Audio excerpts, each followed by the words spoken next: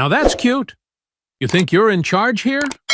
On a crowded Friday night, two black twin sisters, Danielle and Dominique Carter, were harassed, threatened, and arrested by power-tripping, drunk, off-duty cops at a local bar. Mocked for their looks, treated as outsiders, and manhandled in front of silent onlookers, they were paraded as easy prey, women to humiliate, victims with no power to fight back. But the officers never realized who they were cuffing. Before this night, the Carter sisters had survived harder battles, honed by years as FBI agents. The cops thought they were breaking two women. In truth, they were igniting their own downfall. Before we go any further, comment where in the world you are watching from and make sure to subscribe, because tomorrow's story is one you don't want to miss. The bar's usual Friday night chatter died down as Danielle Carter stared directly into Sergeant Rick Dalton's bloodshot eyes. The overhead lights caught the police badge still clipped to his belt, a stark reminder of the power he wielded even while off-duty and drunk. "I said back off," Danielle repeated, her voice steady and firm. She remained seated but straightened her spine, refusing to be intimidated. Rick's smirk widened as he leaned closer, the smell of whiskey heavy on his breath. "Or what, sweetheart? You gonna make me?" His massive frame towered over their table, casting a shadow across the sisters' faces. Officer Mark Stevens chuckled, a low, ugly sound. He positioned himself behind Dominique's chair, placing his meaty hands on the backrest. "We're just being friendly. Don't they teach manners where you girls come from?" Dominique's fingers tightened around her glass, but her face remained calm. She glanced at Luis behind the bar, who was wiping the same spot over and over. His jaw clenched as he watched the scene unfold. The youngest officer, Kyle Boyd, swayed slightly on his feet. "Check out those curves," he slurred, making an exaggerated hourglass gesture with his hands. "You two must be twins. Double the chocolate, am I right, Sarge?" Several patrons shifted uncomfortably in their seats. A woman at the bar grabbed her purse and quietly slipped out the door. The music seemed to fade into the background, leaving only the heavy tension in the air. "Last warning," Danielle said, her dark eyes never leaving Rick's face. "Walk away while you still can." Rick grabbed an empty chair from a nearby table, dragging it across the floor with a screech that made everyone wince. He spun it around and straddled it backward, getting uncomfortably close to Danielle. "Now that's cute. You think you're in charge here?" He looked over his shoulder at his fellow officers. "Ladies seem to have forgotten whose town this is." Mark's hands slid from Dominique's chair to her shoulders. She went completely still, her expression hardening like stone. "Don't touch me," she said quietly, each word precise and measured. "Or what?" Mark squeezed her shoulders. "You gonna call the police?" All three officers burst out laughing at his joke. Luis appeared at their table, holding a tray of empty glasses as an excuse. "Gentlemen, maybe we should—" "Shut it, Luis," Rick snapped without looking at him. "Go back to washing dishes before I decide to check your papers again." Luis's face flushed, but he stood his ground. "Sergeant, I don't want any trouble in my bar." Kyle stumbled forward, bumping the table and sloshing the sisters' drinks. "Then tell these stuck-up by—" "Choose your next word very carefully," Dominique cut in, her voice like ice. "Oh, yeah?" Kyle leaned down, putting his face inches from hers. "Or what you gonna do about it, beautiful? Besides, looking like that in those shorts, you're basically asking for attention." Danielle's hand moved toward her purse, but Dominique caught her eye and gave a subtle shake of her head. This wasn't the time. Not yet. Rick noticed the exchange and grinned wider. "Got something in that purse you want to share with the class, Princess?" "Just my lipstick," Danielle replied smoothly, "though I doubt it's your shade." Mark's grip tightened on Dominique's shoulders. "You know what your problem is? No respect for authority. But we can fix that, can't we, boys?" A young man at a corner table pulled out his phone, pointing it discreetly at the scene. Kyle noticed and started toward him, but Rick's sharp whistle stopped him. "Later," Rick said meaningfully. He turned back to Danielle, dropping all pretense of humor. "Here's what's going to happen. You two are going to apologize for your attitude, buy us a round of drinks, and maybe, if you ask real nice, we'll forget about this little display of disrespect." Danielle took a slow sip of her drink, then set it down deliberately. "Here's what's actually going to happen. You're going to take your hands off my sister, step back from our table, and leave us alone. Because right now, you're making a very big mistake." "That sounded like a threat," Rick said, his voice dropping dangerously low. "Mark, Kyle, did you hear a threat?" "Sure did, Sarge," Kyle said eagerly. "Definitely threatening an officer," Mark agreed, his fingers digging into Dominique's shoulders. Rick's smirk turned predatory. "Now that's a serious offense. Might have to take you ladies downtown, teach you some manners." The sisters exchanged another look, a lifetime of silent communication passing between them in an instant. The tension in the bar had reached a breaking point, like a rubber band stretched to its limit. The three officers moved in closer, forming a tight circle around the sisters' table. Rick's eyes roamed over their bodies with undisguised hunger, lingering on their legs exposed by their shorts. "Would you look at that?" Rick drawled, nudging Kyle. "Twins really do share everything, even their taste in slutty outfits." Dominique's face remained neutral, but her jaw tightened. She'd dealt with men like this her entire career, first in community outreach and now at the Bureau. Their kind of power came from making others feel small. "Those hips, though," Kyle said, licking his lips. "Bet you girls can dance real good." He started swaying his own hips in a crude imitation. Mark chuckled, his breath hot on Danielle's neck. "What do you say, ladies? Give us a little show? Since you're dressed for it and all." The few remaining patrons studiously avoided looking their way.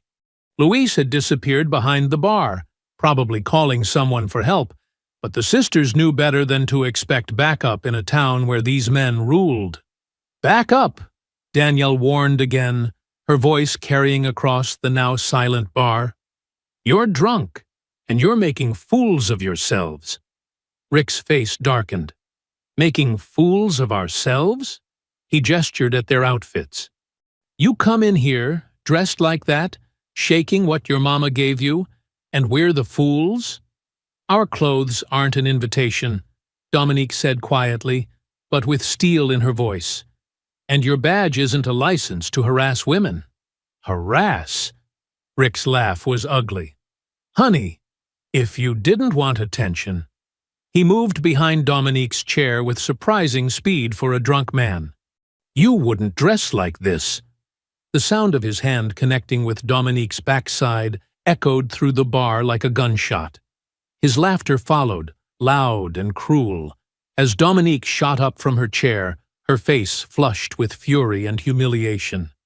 "You son of a—" Danielle lunged forward, but Mark was ready. His bulk slammed her against the wall, knocking the wind from her lungs. He pressed his forearm across her collarbone, pinning her in place. "What's the matter?" Rick taunted, still standing too close to Dominique. "Can't take a compliment from an officer of the law?" He reached for Dominique again, but she knocked his hand away.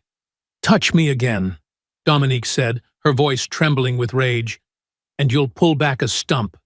Kyle giggled, pulling his handcuffs from his belt with an exaggerated flourish. The metal clinked ominously in the tense silence. "Ooh, now that's definitely a threat against an officer." Around them, patrons stared into their drinks or at their phones, shoulders hunched. A middle-aged couple near the door gathered their things and hurried out. Nobody wanted to witness what was coming next. Nobody wanted to be the next target. "Someone's getting awful hostile," Mark said, increasing the pressure on Danielle's chest. "Maybe we should take this somewhere more private. Teach you ladies some respect."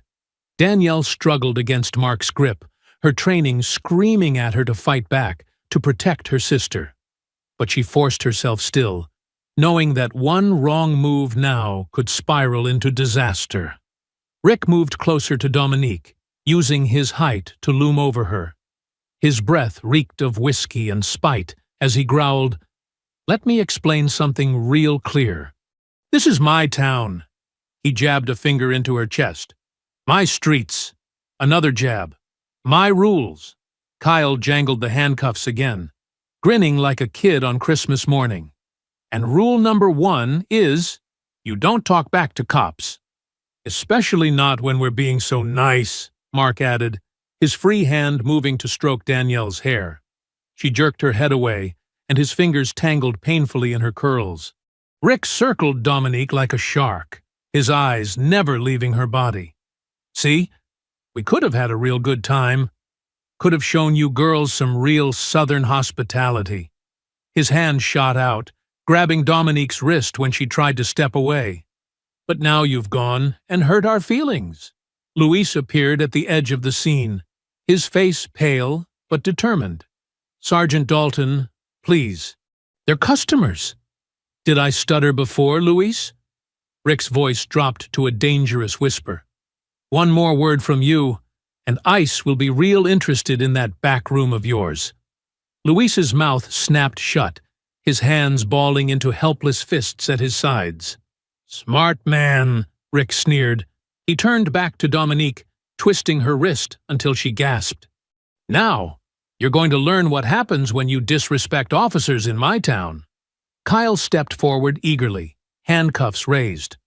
"Want me to do the honors, Sarge?" "Ladies first," Rick said, yanking Dominique closer.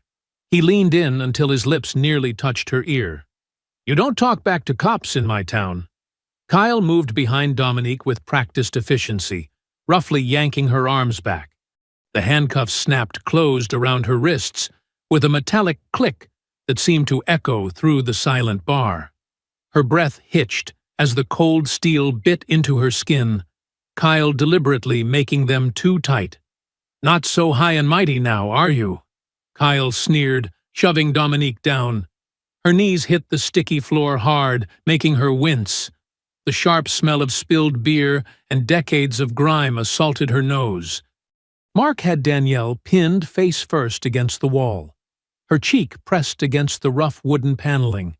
She could feel splinters catching at her skin as he twisted her arms behind her back. Rick hummed, circling them like a vulture. "All that sass, all that thickness, means nothing when you're in cuffs." His eyes raked over their bodies again, lingering where their shorts had ridden up from the rough handling. "Should have played nice when we gave you the chance." Dominique's shoulders burned from the awkward angle Kyle held her arms. She could feel every pair of eyes in the bar, either staring or deliberately looking away. The humiliation burned hotter than the physical pain, knowing these drunk bullies were putting on a show of power. "Please," Luis's voice cracked as he stepped forward, hands raised. "They haven't done anything wrong. Let me call them a cab." Rick whirled on him, closing the distance in 2 quick strides. He grabbed Luis by the collar, shoving him back against the bar. "You say one more word, and I'll have this whole place shut down faster than you can say health code violation." His voice dropped lower, venomous. "How many illegals you got working in that kitchen, Luis? How many fake papers?" Luis's face went ashen. His hands trembled as he backed away, but Dominique caught the subtle movement as he slipped his phone deeper into his apron pocket. The red recording light blinked steadily. "That's what I thought," Rick smirked, turning back to his prey. A woman at a nearby table raised her phone, trying to capture what was happening. Kyle spotted the movement and lunged forward, snatching the device from her hand. "No cameras!" he shouted, throwing the phone down. The screen shattered against the hardwood floor, pieces of glass and plastic skittering across the boards. The woman shrank back in her seat, eyes wide with fear. Mark laughed, using his free hand to pat Danielle down roughly. "Gotta make sure they're not hiding anything dangerous." His fingers lingered too long at her hips, her waist, sliding up her sides. Could have weapons anywhere in these tight little outfits. Danielle jerked against his grip, earning herself a harder shove against the wall. "Stay still," Mark growled in her ear, "unless you want to add resisting arrest to the charges." "Charges?" Dominique demanded, still on her knees. "What charges? We haven't done anything." Rick crouched in front of her, grabbing her chin. "Disorderly conduct. Disturbing the peace. Threatening an officer." His thumb brushed across her lower lip. "Maybe assault, depending on how cooperative you decide to be." Dominique yanked her face away from his touch, disgust evident in her expression. Kyle responded by pulling her arms higher behind her back, making her gasp. "Get them up," Rick ordered, standing. "Time for a ride downtown." Mark hauled Danielle away from the wall while Kyle roughly jerked Dominique to her feet. The sisters were pushed toward the door, stumbling in their captor's grip. The remaining patrons parted like water, creating a clear path to the exit.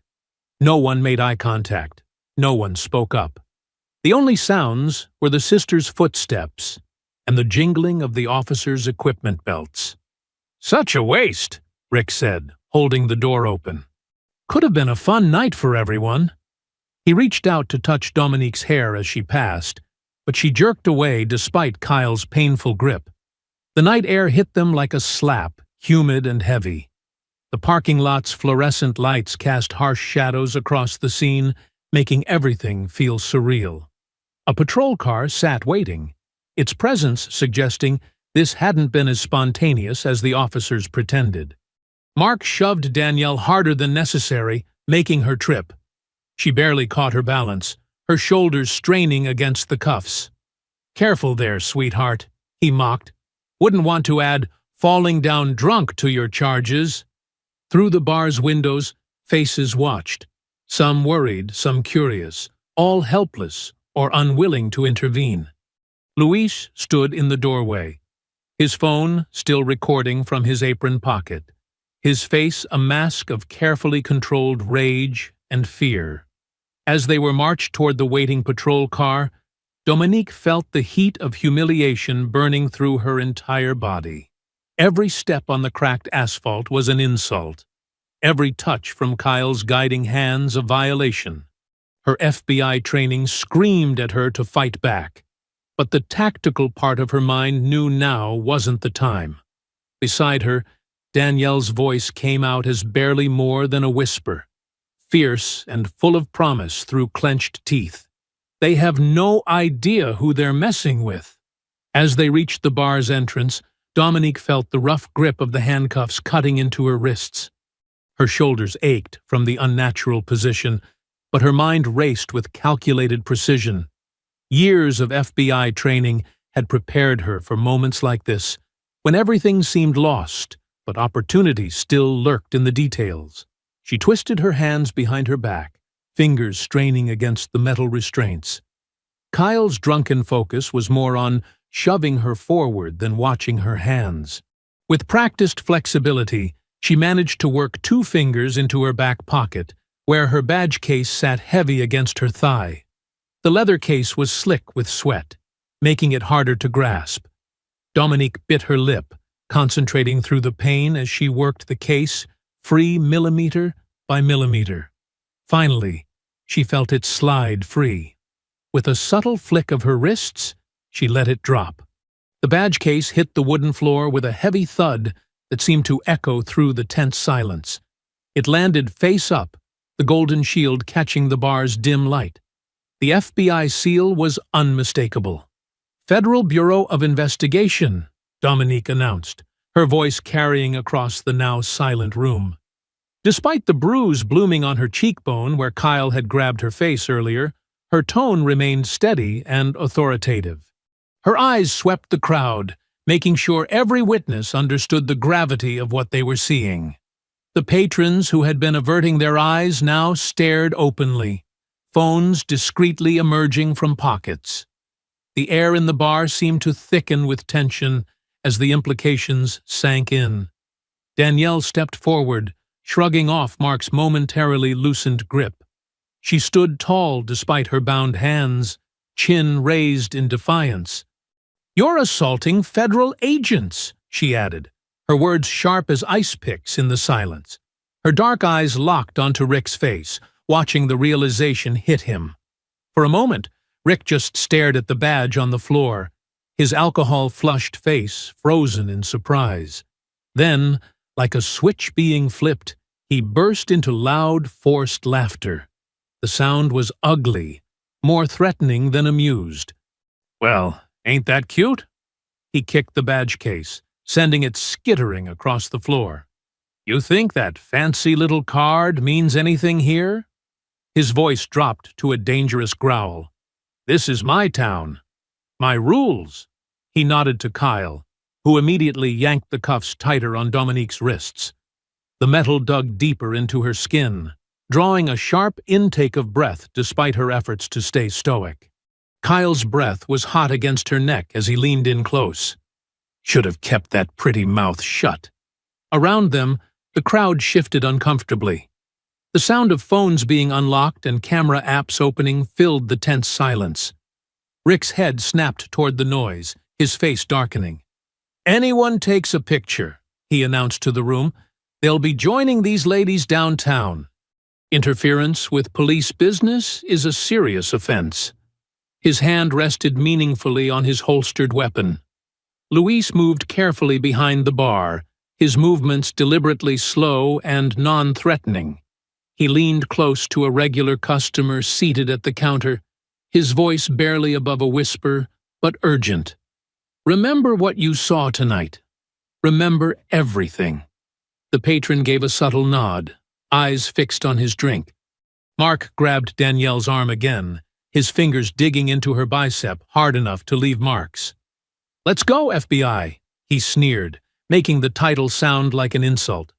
"You can file a complaint from your cell." The sisters were pushed forward again, through the door and into the humid night air. The parking lot's security lights cast harsh shadows across their faces as they were marched toward the waiting patrol car. The metallic smell of an approaching storm hung heavy in the air, matching the electricity of the moment. Rick walked behind them, his boots scraping against the asphalt. "You know what happens to cops who end up in jail?" he asked conversationally. "Same thing's gonna happen to you federal scums. Worse, probably." His voice dripped with cruel anticipation. Kyle shoved Dominique roughly into the back seat, not bothering to protect her head from the doorframe. She bit back a curse as pain shot through her temple. Danielle was pushed in after her, the sisters pressed together in the cramped space. The door slammed shut, with a final-sounding thunk. Through the window, they could see Luis standing in the bar doorway, his face a mask of controlled anger and helplessness. His phone was still recording in his apron pocket, capturing everything. Rick leaned into the driver's window, speaking to the officer behind the wheel. "Take the long way to the station," he ordered with a meaningful look. "Show our federal friends some local hospitality." The engine roared to life, and the car pulled away from the curb. Street lights swept across the interior in rhythmic patterns, illuminating the sisters' faces in brief flashes.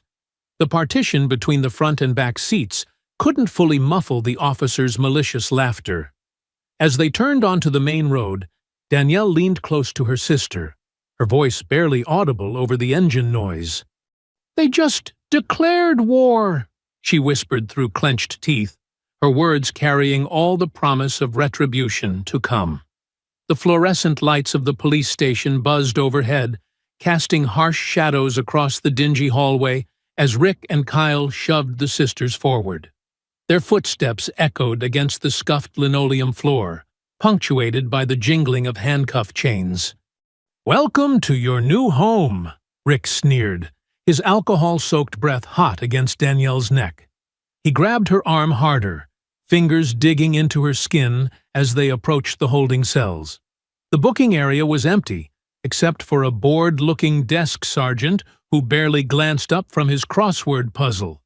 The clock on the wall read 11:47 p.m., its second hand ticking away with maddening slowness. Kyle fumbled with the cell keys, his movements still unsteady from drinking. "Ladies first," he mocked, swinging open the door to the first holding cell. The metal hinges screamed in protest, the sound setting teeth on edge. Dominique stumbled as Rick pushed her roughly into the cell, her shoulder hitting the concrete wall. Without removing her handcuffs, he slammed the door shut. The lock clicked with a sound of finality. "I want my phone call," Dominique demanded, her voice steady despite the rage burning in her chest. "It's our right." Rick leaned against the bars, a cruel smile playing across his face. "Rights? You got no rights here. This ain't the FBI building with your fancy rules." He turned to Kyle. "Put the other one in cell 2. Keep 'em separated." Danielle resisted as Kyle grabbed her arm, planting her feet. "This is illegal detention. You're making it worse for yourselves." Her words earned her a hard shove that sent her sprawling onto the floor of the second cell. "Shut your mouth," Kyle snapped, slamming her cell door, "before I give you something real to complain about." The sisters exchanged looks through the bars, separating their cells. Dominique's face was set in a mask of controlled anger, while Danielle's eyes blazed with barely contained fury. They'd been through tough situations before, but this felt different, more personal, more dangerous. Rick settled behind the booking desk, pulling out incident report forms with exaggerated ceremony. "Now, let's see. What should we charge you with?" He began writing, his pen scratching against the paper. "Resisting arrest, definitely. Assaulting an officer. You did take a swing at Kyle, didn't you?" He winked at his fellow officer. "That's a lie," Danielle protested, gripping the cell bars. "There are witnesses." "Witnesses?" Kyle laughed, joining Rick at the desk. "Ain't nobody saw nothing. Right, Rick?" Rick nodded, continuing to write. "Disturbing the peace, disorderly conduct, threatening an officer." He listed off charges like he was reading a menu, each one more fabricated than the last. The sound of dress shoes clicking against the floor drew their attention. Chief Darnell Holt appeared in the doorway, his silver hair perfectly combed despite the late hour. His presence seemed to lower the temperature in the room. "Gentlemen," he said quietly, his calm voice somehow more threatening than Rick's loud threats. "I understand we have some federal agents causing trouble in my town." He picked up Rick's incomplete paperwork, reviewing it with practiced indifference. His eyes scanned the charges, a slight smile tugging at the corner of his mouth. My, quite a list of infractions." Dominique stepped forward in her cell. "Chief Holt, your officers physically assaulted us without cause, falsely arrested us, and are now fabricating charges. We demand—" "You demand nothing." Holt cut her off, his voice still eerily pleasant. He walked slowly between the cells, hands clasped behind his back. "You know, it's interesting. We get outsiders in here sometimes, thinking their fancy titles mean something, thinking they can come in and— what's the word? Investigate?" He stopped in front of Danielle's cell, studying her like a specimen under glass. "Bad things tend to happen to people who push too hard in my town. People disappear into the system. Paperwork gets lost. Charges multiply." His smile never reached his eyes. "Even FBI badges won't save you from that."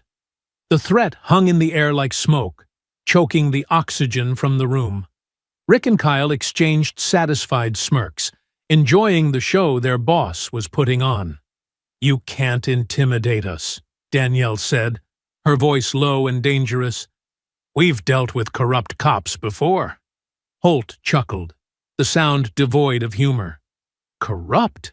That's such an ugly word. I prefer to think of it as maintaining order." "My order." He straightened his tie. "You have a choice, ladies. You can take your disorderly conduct charges, spend the night here, and leave town tomorrow with your tails between your legs. Or he let the alternative hang unspoken. Or what? Dominique challenged. You'll make us disappear? Add us to your collection of victims? Victims? Holt's eyebrows rose in mock surprise. I don't see any victims here. Just two drunk women who attacked my officers and are now facing the consequences of their actions. That's what the paperwork will show anyway. He handed the forms back to Rick. Finish processing them. I want everything done by the book. Our book. With a final cold smile at the sisters, he turned to leave. Rick and Kyle returned to their paperwork, now emboldened by their chief's approval. The scratching of their pens mixed with their occasional laughter as they invented more details for their false report. Danielle pressed against the bars, separating her cell from Dominique's, her voice barely above a whisper. This isn't about us, she said, watching her sister's face in the harsh fluorescent light. It's about how many others they've buried. The hours crawled by like years. The station had grown quiet, with only the occasional shuffle of feet or distant phone ring breaking the silence.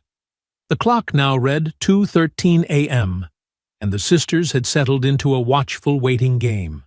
Danielle paced her cell, 6 steps forward, 6 steps back, her bare feet cold against the concrete floor. Their shoes had been taken during processing, along with their phones and jewelry. Standard procedure, they'd said, though nothing about this was standard. Dominique sat on her thin metal bunk, back straight against the wall, eyes focused on the hallway. Neither sister had spoken much since Chief Holt's threat, but their minds were racing, cataloging every detail, every face, every word spoken. The sound of soft footsteps drew their attention. A young officer appeared, carrying 2 paper bags and paper cups of water. Jenny Morales. They'd noticed her earlier, hovering at the edges of the booking area, her discomfort with the situation visible in her tense shoulders and averted eyes. Dinner, she announced, loud enough for anyone listening to hear. Standard issue sandwich and chips. Her voice dropped to barely above a breath as she approached Danielle's cell first. Don't trust anyone here. This isn't the first time. Danielle accepted the paper bag, her fingers brushing against Morales's hand. She felt something slip between them, a small folded piece of paper. Without changing her expression, she let it slide into her palm. Morales moved to Dominique's cell, maintaining the pretense of routine food delivery. Her movements were careful, measured, as if being watched. The water fountain's broken, so you'll have to make do with cups, she said at normal volume, then whispered, they do this at least once a month, usually to black women passing through. Dominique took her meal, her face a mask of defeat for any watching eyes. Thank you, officer, she said, slumping onto her bunk as if resigned to her situation. After Morales left, the sisters ate in silence, but their minds were racing. Danielle waited until she heard the night shift changing in the distance before carefully unfolding the note under her thin blanket. A phone number was written in tight, neat handwriting, followed by the words, Emergency FBI Contact, Deputy Director Marcus Chen. They've done this before, Dominique murmured, her voice so low it was almost subvocal. Multiple victims. Multiple witnesses, Danielle corrected, equally quiet. She tore the edge of her paper bag, using it to memorize the phone number before eating the note. We just need to survive the night. The sandwich was stale, the chips staler. But they ate everything. They needed their strength. Through the small window high in the wall, they could see the moon hanging like a watchful eye. A drunk was brought in around 3 a.m., his loud protests echoing through the holding area. Rick and Kyle appeared, roughing him up more than necessary before throwing him in a cell further down. They paused to leer at the sisters. How are our FBI superstars doing? Rick taunted, rapping his nightstick against the bars. Not feeling so tough now, are you? Danielle kept her eyes down, shoulders slumped. Dominique curled up on her bunk, turning her face to the wall. They heard Kyle laugh. "Look at that," he said. "All that attitude gone already. Maybe they're learning their place." "'Bout time," Rick agreed. Chief was right. They ain't so special after all. The officer's footsteps faded away, followed by the sound of a door closing. The sisters remained in their poses of defeat until they were sure they were alone. "They're getting sloppy," Dominique whispered. "Overconfident?" Danielle nodded slightly. "Did you see the camera in the corner?" "It's just for show. The red light isn't on." "No recording system," Dominique confirmed. "They don't want evidence of what happens in here." "But that works both ways." Danielle shifted on her bunk, keeping her voice low. "They can't prove what we do or don't do either." The night stretched on, marked by the occasional check from the desk sergeant, clearly one of Holt's trusted men, given his smirk each time he passed. The sisters maintained their act of broken spirits, heads down, shoulders slumped, occasional sniffles for effect. Around 4 a.m. they heard Rick and Kyle returning from what sounded like another arrest. Their voices carried down the hallway, bourbon loud and unguarded. "Just like the Thompson girl last month," Kyle was saying. "These ones thought their fancy badges would save them." "Nobody's badges mean nothing here," Rick laughed. "Chief's got judges in his pocket all the way to the county line." The sisters exchanged glances in the dim light. Each new conversation was another piece of evidence, another thread in the web they were beginning to understand. This wasn't just about power-hungry cops. This was systematic, organized, protected. As dawn approached, they could hear the station beginning to wake up. The day shift would be arriving soon, bringing new eyes and new opportunities. They had to play this smart, had to make everyone believe they were exactly what they wanted. 2 more broken victims added to their collection. Dominique shifted closer to the bars separating their cells, her voice barely a whisper. "They think we're broken. Let's use that." The first rays of morning light crept through the high window, painting pale squares on the concrete floor. Danielle and Dominique lay still on their bunks, breathing steady and deep, appearing to have finally succumbed to exhaustion. In reality, every sense was alert, gathering intelligence. Heavy footsteps echoed down the corridor, accompanied by the clink of glass bottles. Rick's voice carried clearly through the station's night-quiet halls. "Man, I needed this after dealing with those stuck-up feds." "Hell yeah," Kyle agreed, settling into a chair that creaked under his weight. "Bourbon makes everything better." Mark's voice joined in, slightly slurred. "Remember that family on Oak Street last summer? The way that mother cried when we found that bag of pills in her son's room?" Danielle kept her breathing steady, though her heart raced. The hidden microphone sewn into her bra strap, standard FBI equipment they hadn't thought to check for, was picking up every word.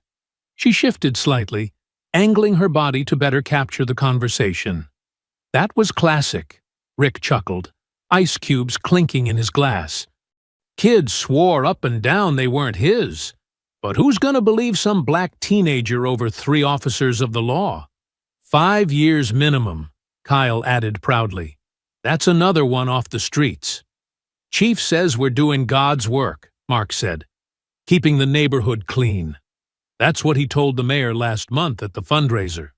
Dominique's mind worked like a computer, cataloging names, dates, locations. Her FBI training had honed her memory to near perfection. Every detail could be crucial. The mother's tears, the planted evidence, the fundraiser connection.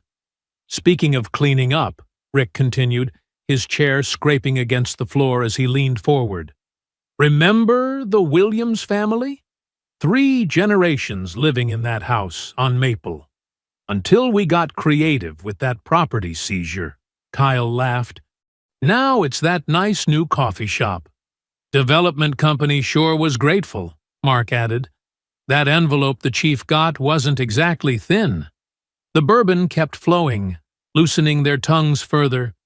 Stories spilled out like poison. Falsified reports, planted weapons, convenient computer errors that made evidence disappear. Each confession was another nail in their coffin, recorded in crisp digital quality. Danielle fought to keep her breathing steady as her anger built. These weren't just corrupt cops. They were orchestrating the systematic destruction of black families, black futures, black lives. Her hidden mic caught it all. Dates, names, specific incidents. "Hey, you remember that teacher?" Kyle's voice got louder as he grew more drunk. "The one who tried to file that complaint about us roughing up her student?" "Man, that was smooth," Rick replied. "One little bag of cocaine in her desk drawer, and suddenly she's not so credible anymore. Lost her license and everything." Chief called it preventive maintenance. Mark added with a harsh laugh. "Can't have people thinking they can challenge us." Through barely open eyes, Dominique watched their reflections in the polished metal toilet. 3 men, badges still pinned to their chest, drinking stolen bourbon and laughing about destroyed lives. She memorized their gestures, their specific words, the way Rick led the conversations and Kyle eagerly followed. "Remember that grandmother last month?" Kyle was saying now. "The one who kept filing complaints about police harassment?" "Yeah, her grandson's doing 15 years, Rick replied proudly. "Amazing what you can do with a little creativity and an unregistered gun." "She shut up real quick after that," Mark added. "They all do, eventually." The conversation drifted into technical details. Which judges were in their pocket, which evidence lockers had faulty cameras, which desk sergeants could be trusted to lose paperwork. Each word was another thread in the web of corruption they were mapping. A door opened somewhere in the station, and the men quickly gathered their bottles. "Shift change soon," Rick muttered. "Better clear this out." "What about them?" Kyle asked, nodding toward the cells. "Think they learned their lesson?" "Oh, yeah," Rick said confidently. "Look at them, out cold. By morning, they'll be begging to drop everything and leave town, just like all the others." Their footsteps retreated, followed by the sound of bottles being hidden and chairs scraped back into place. The station began to show signs of waking. Distant phones ringing, doors opening and closing, voices carrying from the front desk. When the corridor was completely clear, Danielle opened her eyes fully, meeting her sister's gaze. They didn't need words to communicate. They'd been doing this their whole lives. Dominique raised an eyebrow slightly, asking the silent question, "Did you get it all?" Danielle gave an almost imperceptible nod. Hours of drunken confessions, all captured in perfect digital quality. Names, dates, specific crimes, enough to start an investigation that would rip the roof off this corrupt department. But they had to be smart. One wrong move, and that evidence would disappear, just like all the other evidence these men had made vanish over the years. They needed to get the recording out, needed to contact Deputy Director Chen, needed to protect their proof. The sisters lay still as early morning light filled their cells. Their bodies appeared defeated, their spirits seemingly crushed. Exactly what their captors wanted to see. But beneath that careful facade, their minds were racing, planning, coordinating without words. Danielle shifted slightly closer to the bars between their cells. "We've got them," she breathed, her lips barely moving. "All we need is the right moment." The morning shift brought new faces and fresh cruelty.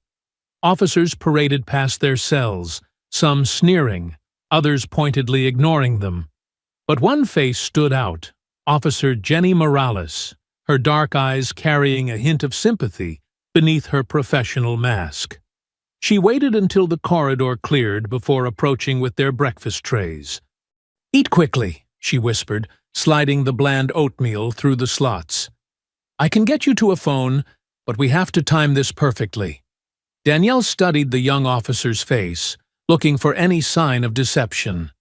But Morales's hands trembled slightly as she straightened her uniform, the gesture of someone taking a real risk, not setting a trap. "Why help us?" Dominique asked softly, stirring her oatmeal without eating it. Morales glanced over her shoulder before responding. "Because I've seen what they do, how they destroy people, and I'm tired of being part of it." She explained her plan in quick, hushed sentences. The ancient landline in the file room, rarely used now that everyone had cells. The 10-minute gap between shift changes. The camera blind spot behind the metal filing cabinets. "I'll create a distraction," Morales promised. "You'll have maybe 5 minutes. Make them count." The sisters shared a look, weighing their options. The recording was burning a hole in Danielle's hidden mic, but without outside help, it might never see the light of day. They needed an ally higher up, someone with real power. When shift change came, Morales's timing was perfect. A crash echoed from the front desk, followed by shouting about spilled coffee and ruined paperwork. Keys jingled quietly in their cell locks. "Now!" Morales hissed, leading them quickly down the back corridor. The file room smelled of dust and forgotten papers. Morales pointed to the phone tucked behind a cabinet, then took up position by the door. "Hurry!" Danielle's fingers shook slightly as she dialed Keen's direct line. Her supervisor had always seemed fair, had promoted them despite pushback from others in the bureau. If anyone would help, it would be him. The line rang 3 times before Keen's familiar voice answered. "This is Keen." "Sir, it's Agent Danielle Carter," she whispered, hunching close to the receiver. "We need help. We're being held—" "Carter?" Keen cut in, his tone strange. "Where are you calling from?" "Local station. Sir, we have evidence of massive corruption. Multiple officers on tape confessing to—" "Stop." Keen's voice had gone cold. "Don't say another word." Something in his tone made Danielle's stomach clench. "Sir?" "I've already heard from Chief Holt," Keen said. "He tells me you two caused quite a scene. Assaulting officers, resisting arrest." "That's not what happened," Danielle protested. "We have proof." "Listen carefully," Keen interrupted. "Whatever recording you think you have, whatever evidence you believe you've gathered, forget it. Drop this now, while you still can." The betrayal hit like a physical blow. Dominique, listening close to the receiver, went rigid with shock. "They're corrupt," Danielle pushed back. "They're destroying lives, and you're going to help them cover it up?" "I'm trying to help you," Keen insisted, but his voice carried the oily tone of a man protecting himself. "Some battles aren't worth fighting. Take the warning and walk away." "Sir, that's an order, Agent Carter." The line went dead. Morales appeared in the doorway, face tight with urgency. "Someone's coming. We have to move." They barely made it back to their cells before heavy footsteps approached. Rick's massive frame filled the corridor, his face split by a cruel grin. He was holding something. A phone. Their blood ran cold as he held it up, displaying a text message. "Well, well," he drawled. "Just got an interesting call from your FBI boss. Real understanding guy, that Keen. Says you two are problem agents, always causing trouble. Says we should handle this locally." Dominique exploded forward, her fists striking the cell bars with enough force to make them ring. The sound echoed through the station like a bell of rage. "You corrupt piece of—" "Now, now," Rick cut her off, wagging his finger. "Is that any way to talk to an officer of the law? Especially after your own superior confirmed what troublemakers you are." Danielle stood perfectly still, her fury running so deep it had crystallized into something cold and sharp. They had counted on Keen, trusted him, believed in the system he represented. His betrayal wasn't just personal. It was a betrayal of everything the badge was supposed to stand for. "What's wrong?" Rick taunted. "Realizing nobody's coming to save you? That's right. You're all alone here. No backup, no cavalry, no justice. Just us, teaching you your place." He strutted closer to Dominique's cell, clearly enjoying her rage. "Your boss sends his regards, by the way. Says we should take our time. Make sure the lesson really sinks in." Dominique's knuckles were bleeding from striking the bars, but she didn't seem to notice. Her eyes burned with a fury that made even Rick step back slightly. But it was Danielle's response that sent a chill through the corridor. No outburst, no threats, just 4 words, spoken with deadly calm. "Then we burn them all." The intensity in her voice made Rick's smirk falter for just a moment.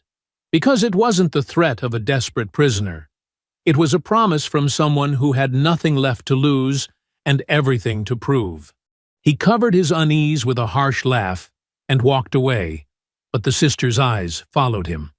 They had lost their ally in the Bureau, lost their faith in the system, lost every option except one: taking down the entire corrupt machine, no matter the cost. Later that night, Morales slipped back to their cells, her steps quick but cautious. "I have a message," she whispered, pretending to check their restraints. "Luis, the bartender, he wants you to know he has something. Something important." Danielle leaned closer to the bars. "What do you mean?" "He had cameras," Morales explained softly. "Hidden ones, for security. The night at the bar, he got everything. But he needs help getting the footage out safely." Hope flickered in Dominique's eyes. "Can you arrange contact?" Morales nodded slightly. "I know someone. Maya Green, investigative journalist. She's been trying to expose corruption here for years, but nobody would talk. Until now." The next day, Maya arrived under the pretense of interviewing the sisters about their criminal behavior. The guards let her in, smirking at what they assumed would be another hit piece against 2 troublemaking FBI agents. Maya was sharp-featured and intense, her pressed blazer at odds with the grimy interview room. She set up her recorder with practiced efficiency, then leaned in close. "Luis contacted me," she whispered, pretending to adjust her microphone. "I've seen the footage, but there's more. So much more. Judge Wilkes has been collecting evidence for years." "Clarence Wilkes?" Danielle asked quietly. "The retired circuit judge?" Maya nodded. "He's been documenting cases of police corruption since before you 2 were born. Watching, waiting for the right moment, for someone brave enough to take them on." She pulled out a legal pad, ostensibly taking notes for her article. But what she wrote made both sisters' eyes widen. "Meeting tonight. Wilkes's house. Luis bringing footage. I have files, police scanner frequencies, badge numbers, bank records." Dominique glanced at the guard outside, then mouthed silently, "How?" "Morales," Maya wrote. "She's helping coordinate. We have 2 hours during shift change. Timeline critical." The rest of the interview proceeded normally, Maya asking pointed questions while the sisters gave carefully vague answers. But underneath, plans were forming, hope building like a slow tide. That evening, everything aligned perfectly. During shift change, Morales accidentally disabled the cell block cameras for maintenance. The sisters were moved to separate holding rooms for questioning, rooms with windows facing the parking lot. Within minutes, they were in Maya's car, crouched low beneath blankets as she drove calmly past the station's security checkpoint. The guard barely glanced at her press pass. Judge Wilkes's house was modest but well kept, set back from the road behind old oak trees. The judge himself answered the door, tall and dignified despite his age, with kind eyes that carried decades of witnessed injustice. "Welcome," he said simply, ushering them inside. "We have much to discuss."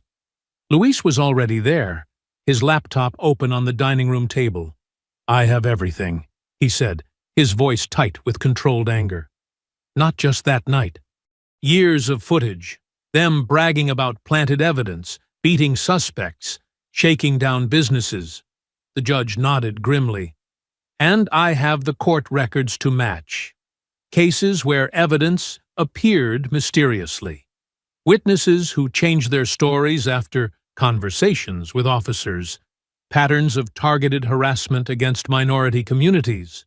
Maya spread her own files across the table. Bank accounts in the Cayman Islands. Suspicious property purchases. A network of corruption reaching all the way up to state level.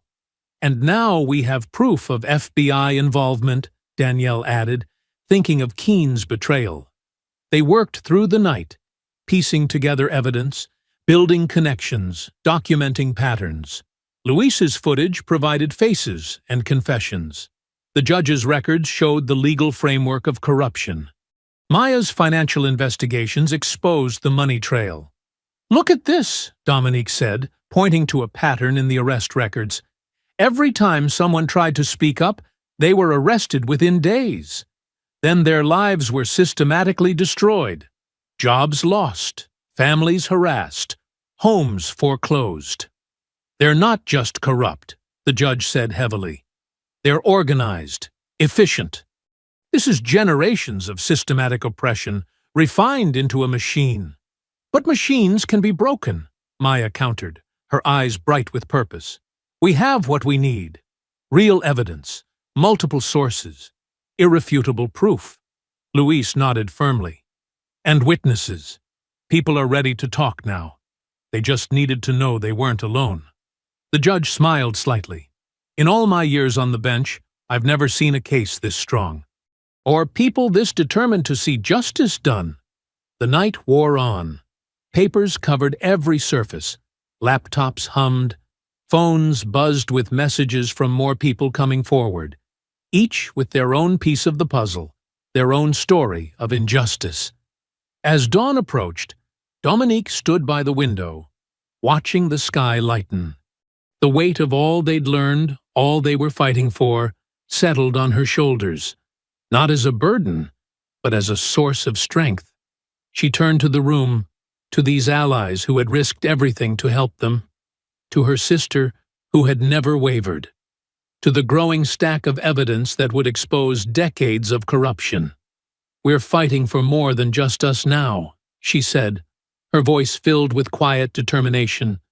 The others looked up, seeing in her face the same fire that burned in their own hearts, the unshakable belief that justice, though long delayed, would finally be served. Maya's heels clicked against the pavement as she hurried to her car. The night air was thick with humidity, and streetlights cast long shadows across the empty parking lot. Her briefcase was heavy with evidence, photos, documents, USB drives filled with Luis's recordings. She didn't notice the dark van until it was too late. Two men in ski masks jumped out. Maya turned to run, but a third man appeared behind her. She swung her briefcase, landing a solid hit, but they overwhelmed her quickly. The sound of fists hitting flesh echoed in the darkness. "Should have minded your own business," one attacker growled, stomping on her laptop and phone. They left her bleeding on the asphalt, taking her briefcase and everything in it. A passing driver found her 20 minutes later and called 911. At the hospital, Maya lay unconscious, tubes snaking from her arms. Her face was swollen, ribs cracked, right arm broken in 2 places. The doctors said she was lucky to be alive. Across town, Luis was closing up his bar when he smelled smoke. He ran to the back room and found flames already climbing the walls, feeding on gasoline someone had poured everywhere. The fire spread impossibly fast. He tried to reach his office. His laptop was there, with copies of everything. But the heat pushed him back. Smoke filled his lungs. The crackle of flames turned into a roar. Luis barely made it out before the building collapsed. He stood in the street, coughing and watching his livelihood burn. Fire trucks arrived, but it was too late. The bar was gone, and with it, years of recorded evidence. Officer Rick Dalton watched from his patrol car across the street, a satisfied smile on his face. In their cells, Danielle and Dominique learned about Maya and Luis from Officer Morales, who looked pale and shaken as she whispered the news. "Maya's in intensive care," she said quietly. "Luis lost everything. And they're saying—" She swallowed hard. "They're saying you two arranged it all from in here. New charges are being filed. Conspiracy, arson, attempted murder." Danielle's hands clenched into fists. "That's insane. We've been locked up. They're claiming you have outside accomplices," Morales explained. "They've got witnesses who'll swear they heard you planning it during visiting hours." "More lies," Dominique said bitterly. "More false witnesses." Chief Holt appeared then, looking smug. "Quite a night," he said, tapping his baton against the bars. "Shame about your friends, but that's what happens when people don't know their place." He slid copies of the new charges through the slots. "You'll be transferred to maximum security tomorrow. Can't have dangerous arsonists in our little jail, can we?" After he left, Danielle read through the paperwork, her jaw tight with anger. The charges were elaborate, detailed, a complete fabrication built on false statements and manufactured evidence. "Look at this," she said to Dominique. "They've got fake phone records showing calls between us and unknown conspirators. Bank transfers that never happened. They've been planning this." Dominique studied the papers. "The dates are wrong," she noticed. "They rushed it, got sloppy." "Not that it matters," Danielle replied. "They control everything. The evidence, the witnesses, the system itself." A guard brought their dinner: cold bologna sandwiches and weak coffee. Neither sister touched the food. "Maya knew too much," Dominique said quietly. "The financial records, the offshore accounts. She could trace the money." "And Luis had video proof," Danielle added.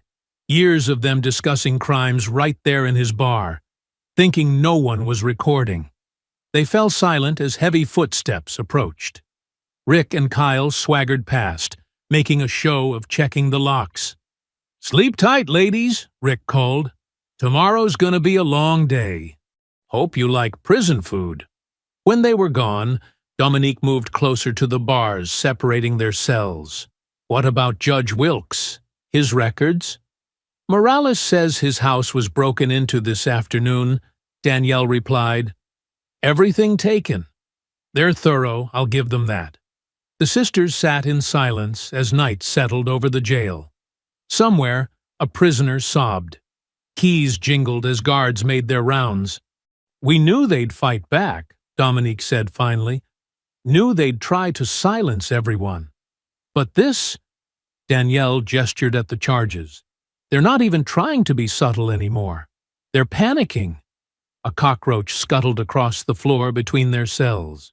Dominique watched it disappear into a crack in the wall.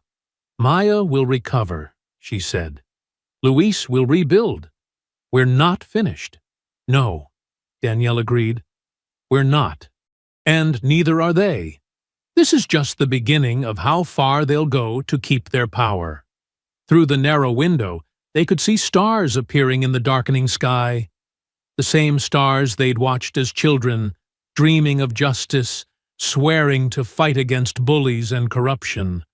Dominique reached through the bars. Danielle clasped her hand tightly. "They're desperate," Danielle said, her voice hard with determination. "Which means we're close." Their joined hands were a promise, a defiance, a reminder that even in darkness, they were not alone. The sisters held on, drawing strength from each other as they had always done, preparing for whatever came next. The rattling of keys woke Danielle from a fitful sleep. 3 shadows loomed outside her cell: Rick, Mark, and Kyle, their faces twisted with cruel anticipation. "Rise and shine, FBI," Rick sneered, unlocking her door. "Time for a little field trip." Danielle's muscles tensed as Mark yanked her roughly to her feet. In the next cell, Kyle was doing the same to Dominique.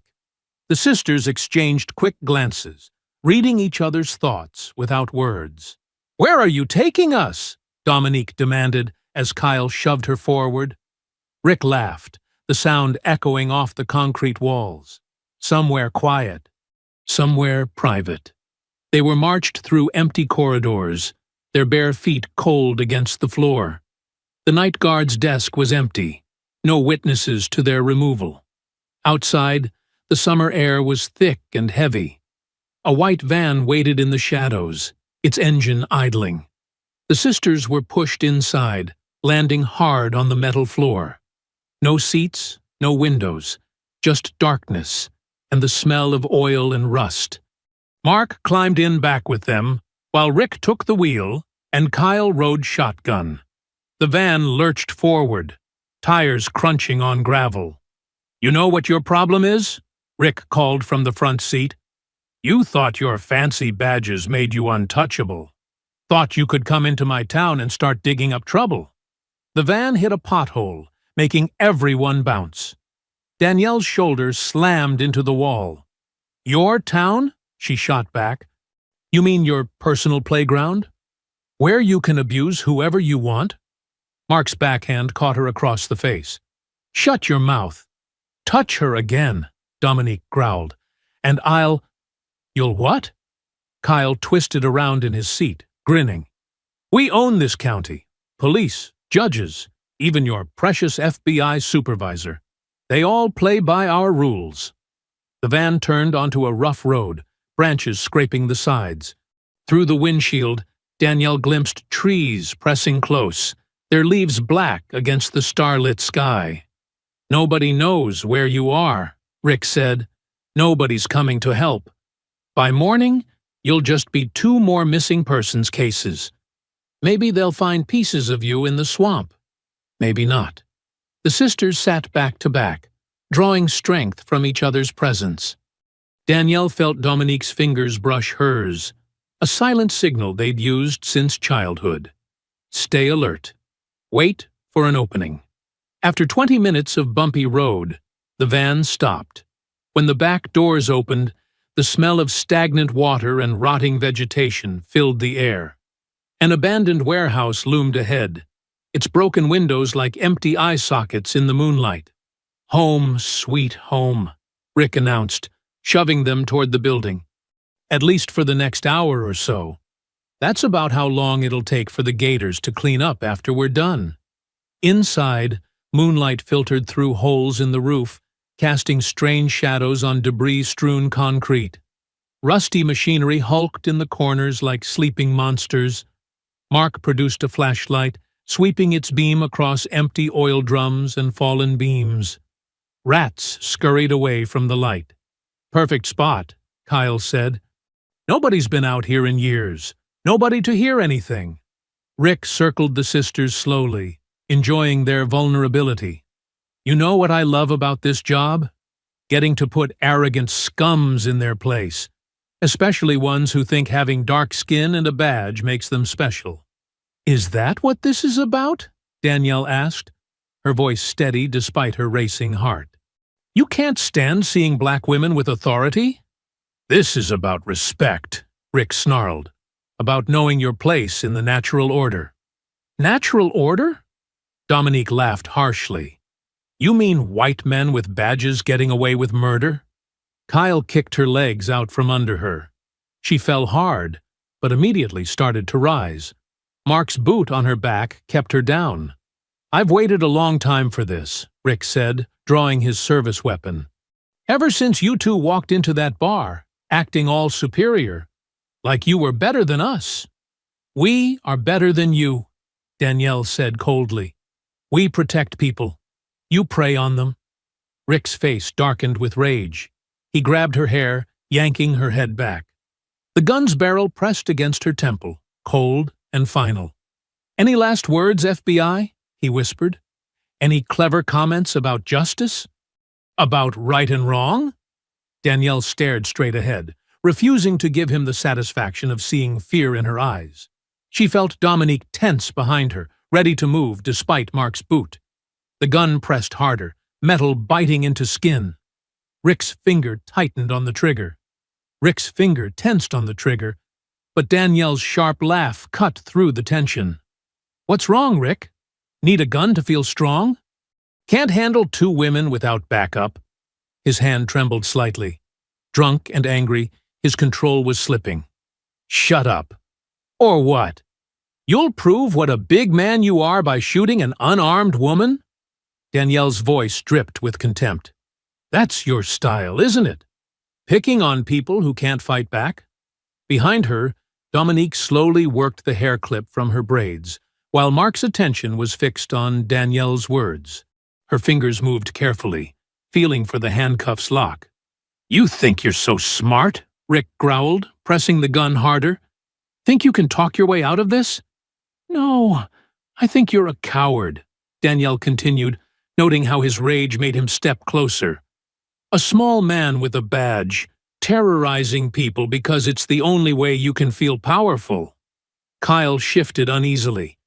"Just shut her up already." "What's wrong, Kyle?" Danielle taunted. "Getting nervous? Worried someone might actually stand up to you for once?"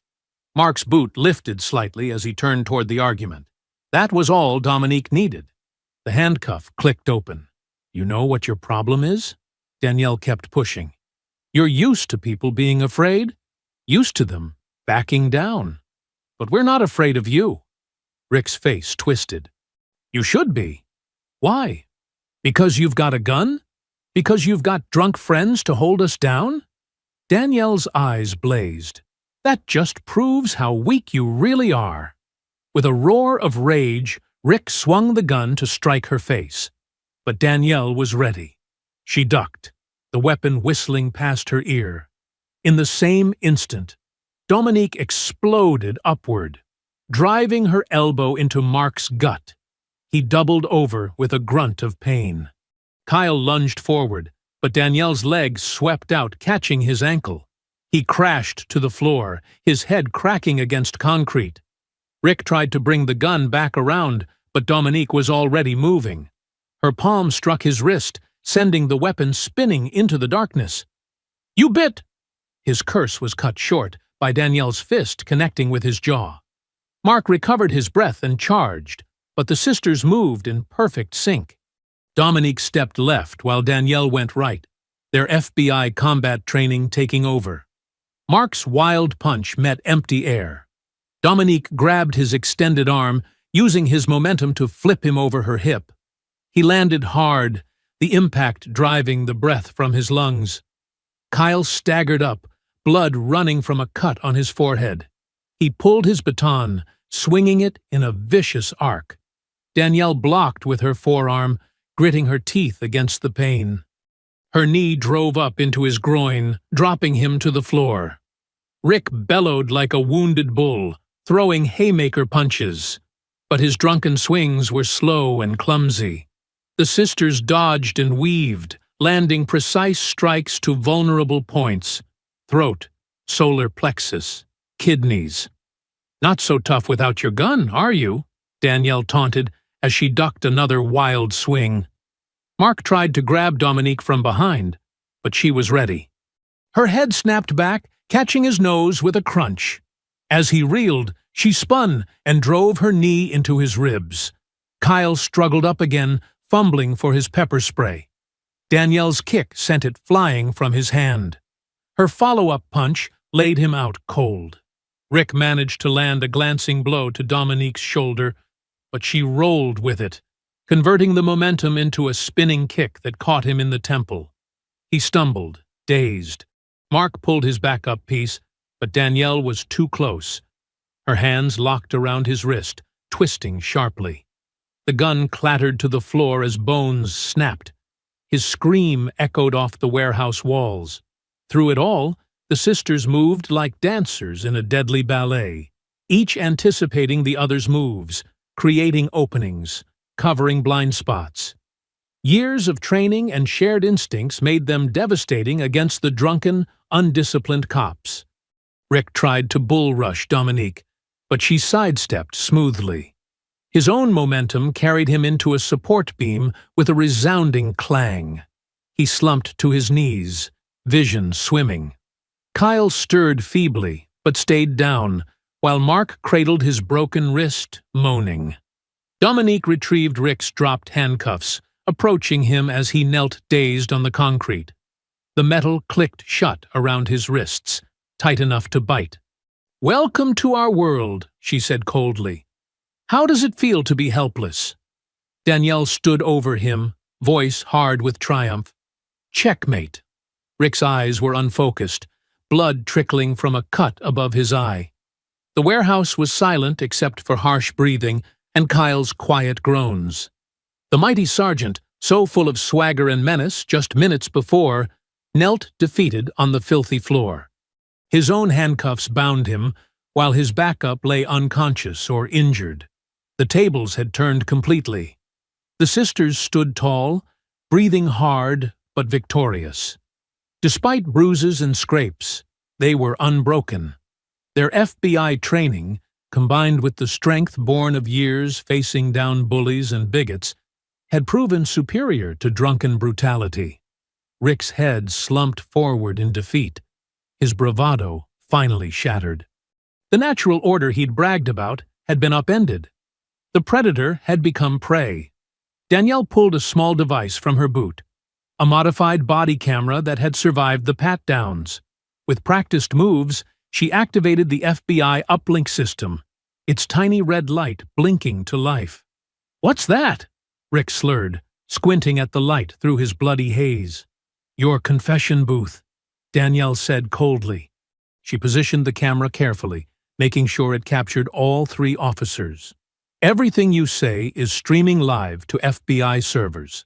And the internet." Rick's face twisted with rage. "You're bluffing!" "Am I?" Danielle held up her phone, showing the live feed. "Right now, thousands of people are watching, including your superiors." Kyle's eyes widened with sudden fear. "Turn it off!" He tried to lunge forward but fell back, still dizzy from the fight. "Why?" Dominique asked, her voice dripping with false sweetness. "Worried about people seeing the real you? The brave officers who kidnap women and threaten to kill them?" Mark cradled his broken wrist, shaking his head. "You can't prove anything." "Actually, we can," Danielle said. "Your phone GPS puts you here. The warehouse security cameras caught you dragging us inside. And now," she smiled coldly, "now we have you live." Dominique circled behind Rick, her steps measured and calm. "Tell them about the other women, Rick. The ones you've terrorized over the years. The evidence you planted. The lives you've ruined."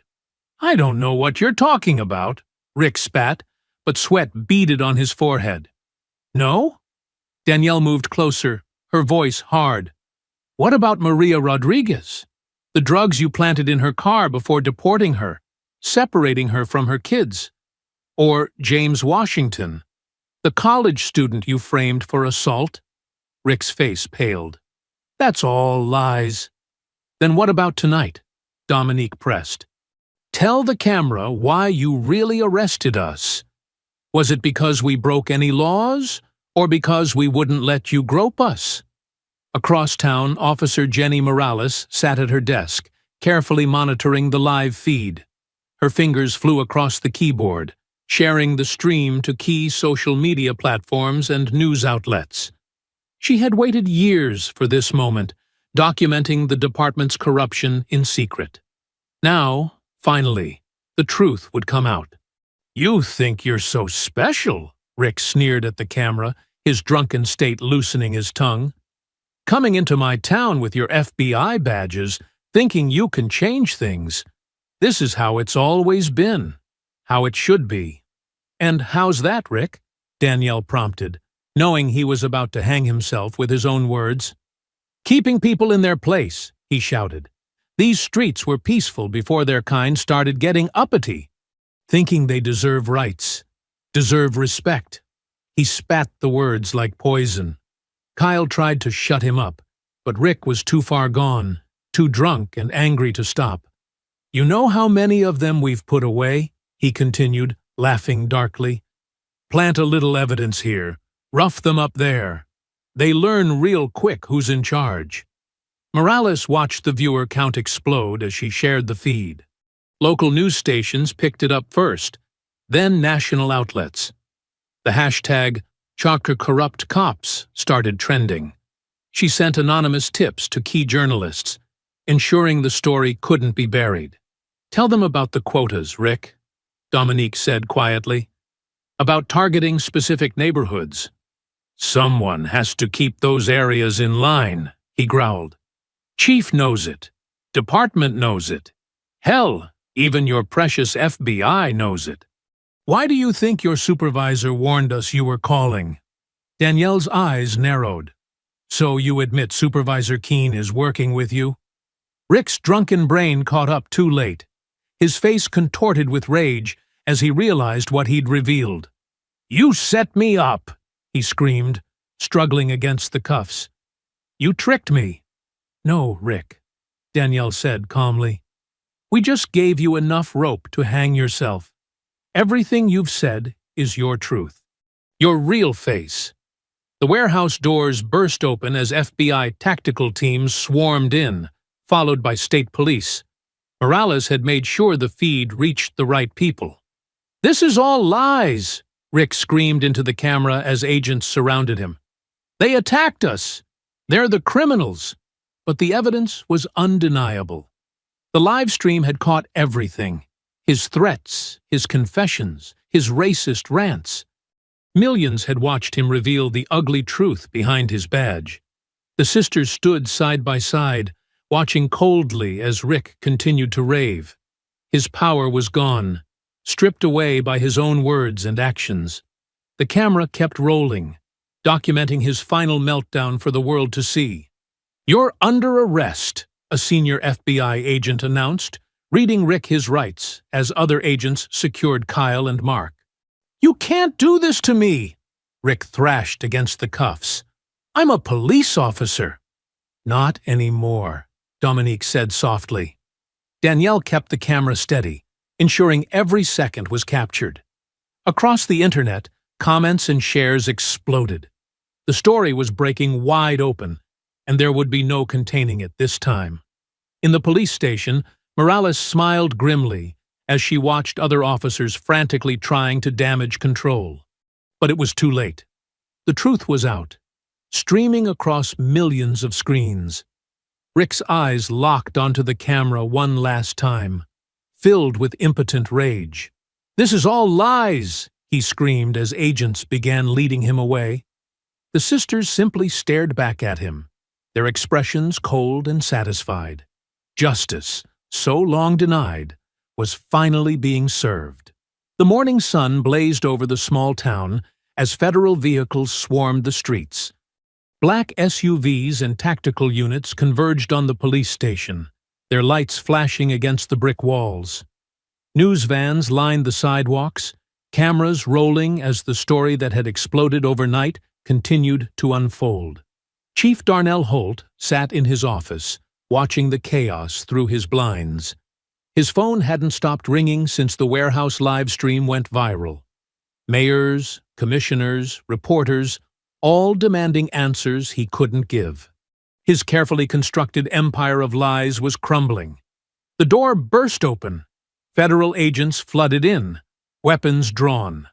"Chief Darnell Holt," the lead agent announced, "you're under arrest for conspiracy, obstruction of justice, and civil rights violations." Holt's face remained stoic as they cuffed him, but his hands trembled slightly. News cameras tracked his walk of shame through the station. Officers who had feared him for years now turned away, avoiding his gaze. Some were already talking to federal investigators, eager to save themselves. "No comment," Holt muttered as reporters shouted questions.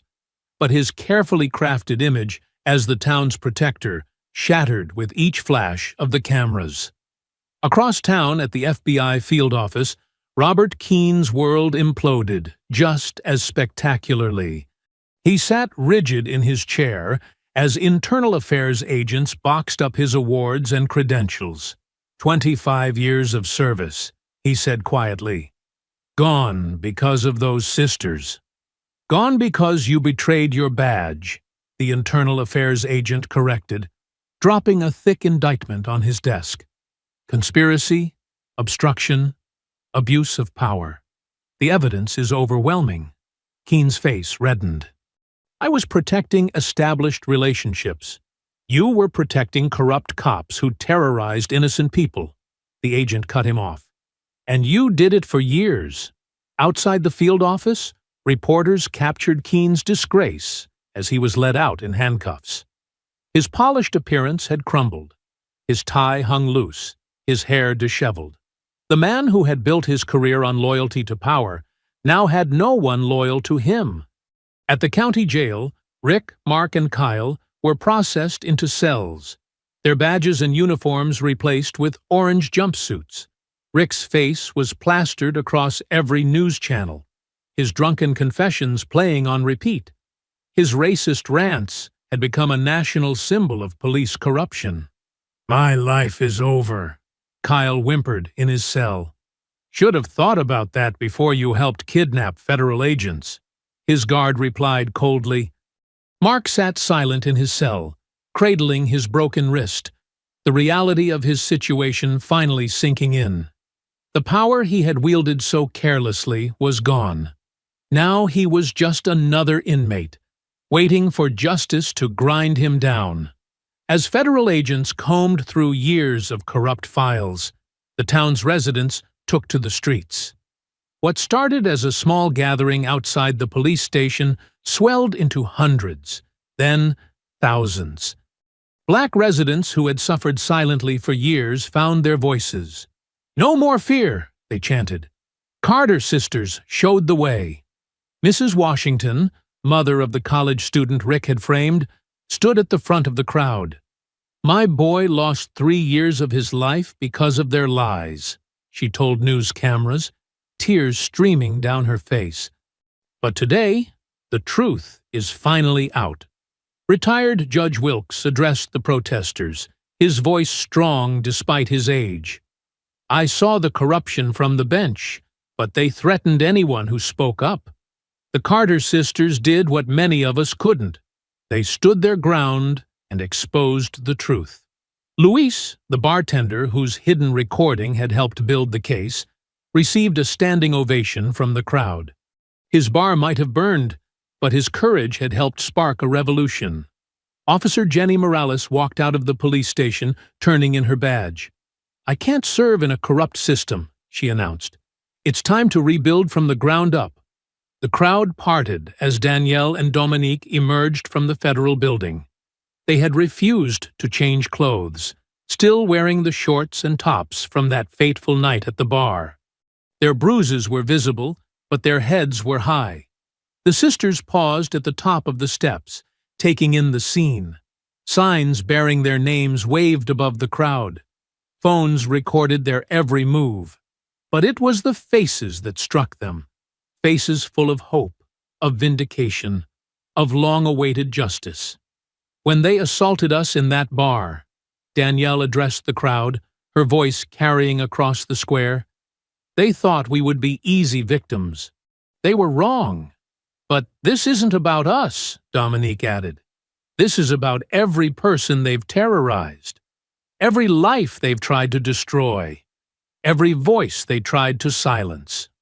The crowd roared in response. Elderly residents who remembered segregation wiped tears from their eyes.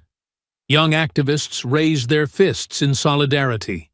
The sisters had given them all something precious, proof that the powerful could fall. Together, Danielle and Dominique descended the steps into the waiting crowd. People reached out to touch them, to thank them, to share their own stories of abuse at the hands of corrupt officers. Mrs. Washington hugged them both.